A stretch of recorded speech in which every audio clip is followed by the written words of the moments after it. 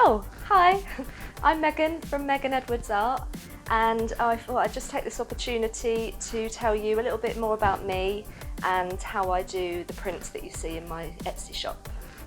So I live in Fleet with my husband and my cat. I love dinosaurs, Jurassic Park and collecting horror soundtracks on vinyl.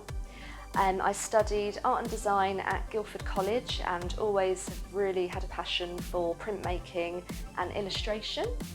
And I thought that I'd just give you a little insight into how I made this mini T-Rex print that you'll be able to find on my Etsy shop.